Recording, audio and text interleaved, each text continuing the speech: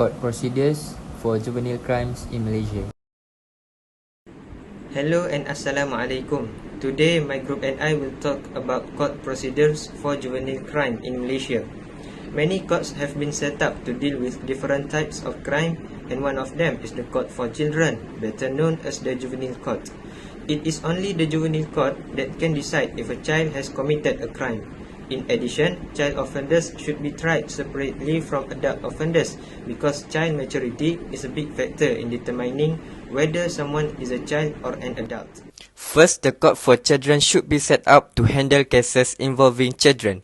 Children are people who is under the age of 18 and adults are people who are 18 and older.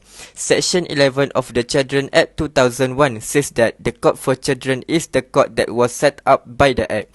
This court consists of magistrate and 2 advisors. One of the advisors must be a woman, which has been stated in Section 11 Clause 3.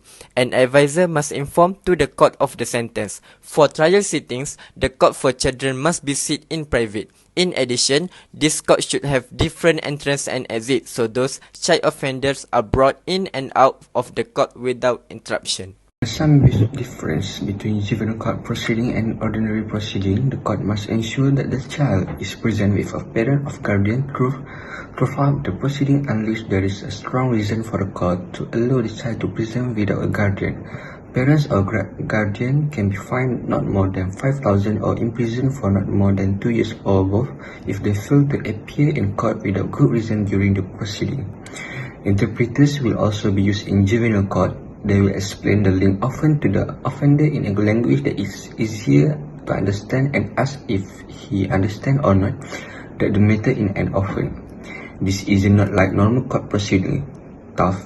After the crime is explained, the offender will be asked if they plead guilty or not. The Malaysian Juvenile Court procedure for dealing with offences committed by children is quite relevant and up to date. This can be seen when the Juvenile Court decides on the appropriate penalty for the criminal. Each sentence is provided with the intention of assisting the offender in developing a better attitude in the future. Furthermore, in 1995, Malaysia ratified the Convention on the Rights of the Child (CRC), which contains child-related legislative provisions. This is just another method in which the government wishes to safeguard children's rights. As a result, we must ensure that the Court for Children's Rights is properly constituted. That's all from us. Thank you for listening.